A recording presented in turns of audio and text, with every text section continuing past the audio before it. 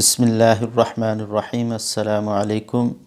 میں وسیم احمد ایک نئی ویڈیو کے ساتھ آپ کے سامنے حاضر ہوں۔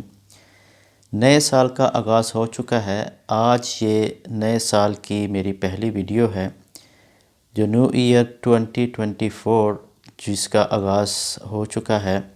میں امید کرتا ہوں کہ اللہ سبحانہ و تعالیٰ آپ پہ بہت زیادہ رحمت اور برکتیں نازل ہوں اس نئے سال میں، اور یہ سال آپ کے لیے بہت زیادہ خوشیوں اور بہت زیادہ برکتوں کے ساتھ اللہ سبحانہ تعالیٰ کی بہت رحمت اور اس کی قربت آپ کے اوپر نازل ہو۔ اصل میں یہ نیا سال تو شروع ہوا ہے، در حقیقت میں یہ ہماری زندگی کا ایک سال کم ہوا ہے۔ یہ ہمارا دین ہے، یہ ہمارا ایمان ہے کہ یہ جو لائف ہے یہ اللہ سبحانہ تعالیٰ نے ہمارے لیے متعین کی ہے۔ کل نفس ذائقۃ الموت، ہر کسی نے جو ہے موت کا مزہ چکھنا ہے اور ہم نے اللہ سبحانہ تعالیٰ کی طرف واپس رجوع کرنا ہے۔ تو ہمارا جو ٹائم ہے وہ متعین ہے، وہ اللہ سبحانہ تعالیٰ کے علم میں ہے کہ ہر نفس نے کتنے دن کتنے سال اس دنیا میں گزارنے ہیں، اور فائنلی اس نے اس دنیا سے کوچ کر جانا ہے اور اللہ سبحانہ تعالیٰ کی طرف ہی واپس ہم نے جانا ہے۔ تو جو ہمارے سال متعین ہے اس میں سے آج سمجھیں کہ یہ ہمارا ایک سال جو ہے یہ کم ہو گیا ہے۔ تو ہمیں ان چیزوں پہ تھوڑا سا غور و فکر کرنا چاہیے کہ کیا ہم نے گزشتہ سال میں کیا کچھ سیکھا، کیا کچھ کھویا، کیا کچھ ہم نے پایا، کن چیزوں کی طرف ہم جا رہے ہیں، اور ہمارا جو دنیا میں آنے کا مقصد ہے کیا اس پہ ہم کام کر رہے ہیں کہ نہیں۔ تو اصل کامیابی جو مومن کی، جو مسلمان کی، وہ یہ ہے کہ اس کے ساتھ اللہ سبحانہ تعالیٰ کا تعلق قائم ہو، اللہ سبحانہ تعالیٰ کی اس کو محبت حاصل ہو، اللہ سبحانہ تعالیٰ کی اس کے ساتھ قربت ہو، اور وہ دین اسلام پہ عمل کرتے ہوئے اپنی یہ زندگی جو ہے اس کو خوشگوار طریقے سے گزارے اور اپنی آخرت جو ہے اس کو بھی کامیاب کرے۔ تو آج تھوڑا سا ہم ڈسکس کریں گے کہ ہمیں جو اللہ سبحانہ تعالیٰ کی خوشنودی اور اس کی جو محبت ہے وہ کیسے حاصل ہوگی۔ تو موضوع یہ ہے ہمارا کہ ہمیں استغفار جو ہے وہ ضرور کرنا چاہیے، اپنی زندگی میں ایک روٹین بنانی چاہیے جس میں ہم جو ہے ریگولر استغفار کر کے اللہ سبحانہ تعالیٰ کی قربت اور اللہ سبحانہ تعالیٰ کی خوشنودی ہے وہ حاصل کریں۔ تو اللہ سبحانہ تعالیٰ قرآن پاک میں ہمیں یہ اس چیز کی تلقین کر رہے ہیں کہ آپ لوگ یہ عمل کریں تو میں آپ لوگوں سے راضی ہو جاؤں گا اور آپ کو بھی خوش کر دوں گا۔ تو اللہ سبحانہ تعالیٰ قرآن پاک میں یہ ارشاد فرماتے ہیں، یہ پارہ نمبر ہے 29 اور یہ سورت ہے سورۃ النوح، اور اس کی آیت ہے نمبر 10 اور نمبر 11۔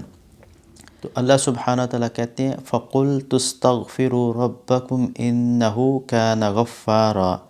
يُرْسِلِ السَّمَاءَ عَلَيْكُمْ مِدْرَارًا وَيُمْدِدْكُمْ بِأَمْوَالٍ وَبَنِينَ وَيَجْعَلْ لَكُمْ جَنَّاتٍ وَيَجْعَلْ لَكُمْ أَنْهَارًا۔ ان دو آیات کا مفہوم ترجمہ یہ ہے کہ اللہ سبحانہ تعالیٰ کہتے ہیں کہ آپ لوگ جو ہے اپنے اوپر استغفار کو لازم کر لو، آپ استغفار کیا کرو،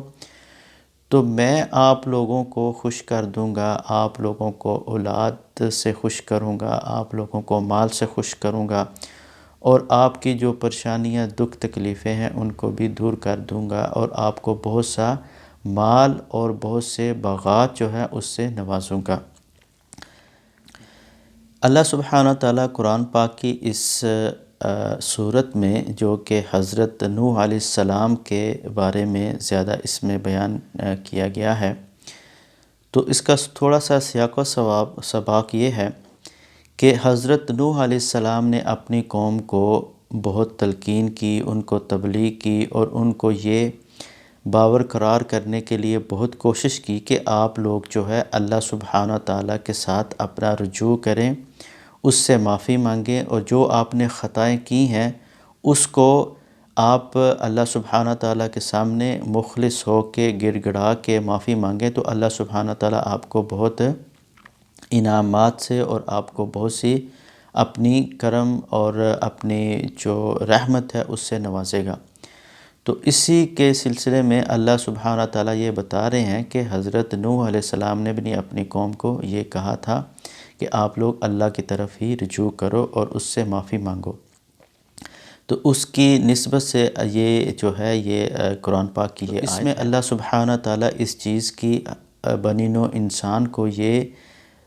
تلقین کر رہے ہیں کہ اگر آپ میری طرف رجوع کریں اور خلوص دل سے استغفار کریں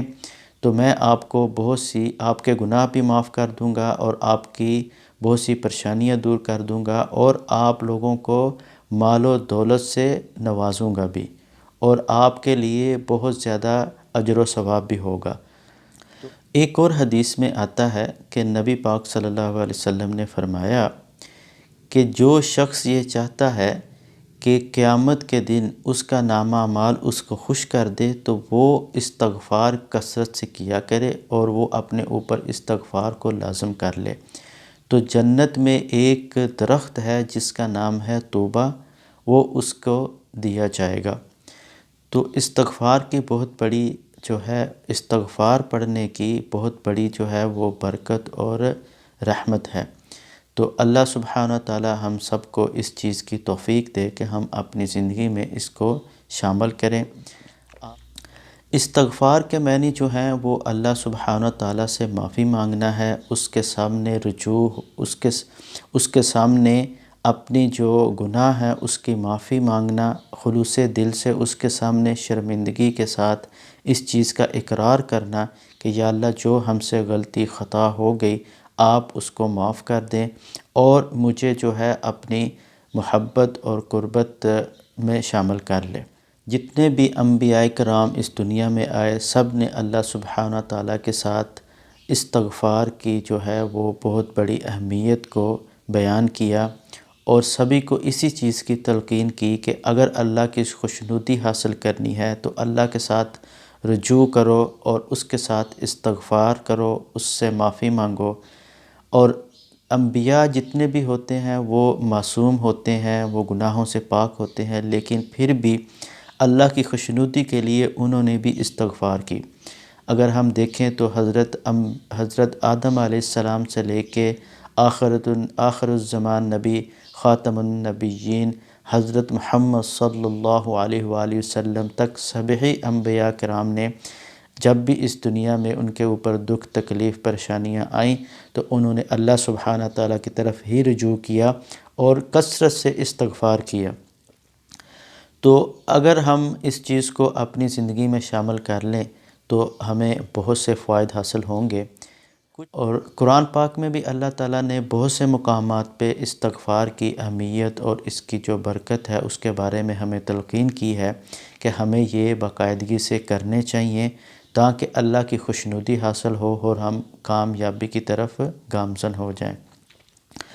تو قرآن پاک میں سورۃ آل عمران کی آیت نمبر 16 اس میں اللہ سبحانہ تعالیٰ کہتے ہیں ربنا اننا آمنا فاغفر لنا وقنا عذاب النار۔ پھر ایک اور جگہ پہ اللہ سبحانہ تعالیٰ قرآن پاک میں یہ ارشاد فرماتے ہیں کہ جس کو حضرت آدم علیہ السلام کو بھی اللہ سبحانہ تعالیٰ یہ کلمات سکھائے جب ان سے خطا ہو گئی تو اللہ سبحانہ تعالیٰ نے کہا کہ آپ میری طرف رجوع کرو اور استغفار کرو اور مجھ سے معافی مانگو۔ تو سورۃ الاعراف کی آیت نمبر 23 میں اللہ سبحانہ تعالیٰ یہ ارشاد فرماتے ہیں ربنا ظلمنا انفسنا وان لم تغفر لنا وترحمنا لنكونن من الخاسرین۔ اس کا مفہوم ترجمہ بھی یہ ہے کہ حضرت آدم علیہ السلام کی یہ دعا ہے، تب ان سے بھی خطا ہو گئی، ان سے بھی غلطی ہو گئی تو انہوں نے بھی اللہ کی طرف رجوع کیا اور اللہ سبحانہ تعالیٰ نے ان کو یہ کلمات سکھائے کہ آپ یہ پڑھو، مجھ سے معافی مانگو۔ تو اللہ سبحانہ تعالیٰ جو ہیں وہ بہت غفور الرحیم ہیں، وہ معاف کرنے والے ہیں۔ جیسا کہ ایک اور جگہ پہ قرآن پاک میں آتا ہے کہ هو اللہ الذی لا الہ الا هو عالم الغیب والشہادۃ هو الرحمن الرحیم۔ اللہ سبحانہ تعالیٰ اپنی تعریف کے ساتھ ساتھ یہ بیان کرتے ہیں کہ آپ اس چیز کی طرف رجوع کرو، میں بہت غفور الرحیم ہوں۔ اللہ جو ہے وہ بہت غفور الرحیم ہے، ان کو پسند ہے کہ جو بنی نوع انسان ہے وہ ان کی طرف رجوع کرے، ان سے مغفرت مانگے اور استغفار کرے۔ تو استغفار کے جو ہیں بہت زیادہ فوائد ہیں، اس کو ہمیں ڈیلی لائف میں شامل ضرور کرنا چاہیے۔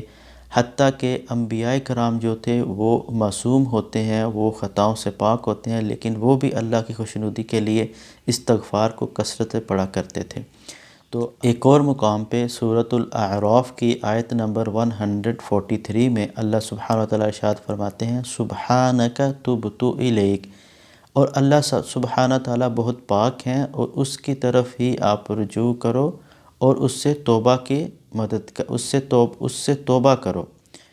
تو دیکھیں اللہ سبحانہ تعالیٰ بار بار قرآن پاک میں ہمیں ان چیزوں کی طرف تلقین کر رہے ہیں کہ ہم نے اللہ سبحانہ تعالیٰ کی طرف ہی رجوع کرنا ہے۔ تو احادیث کی روشنی میں بھی نبی پاک صلی اللہ علیہ وسلم نے ہمیں یہ تلقین کی ہے، ہمیں یہ نصیحت کی ہے کہ ہم جو ہے اپنی جو زندگی ہے اس میں یہ ان چیزوں کا خیال کریں اور استغفار کو اپنے اوپر لازم کریں، اور استغفار جو ہے وہ کثرت سے کیا کریں۔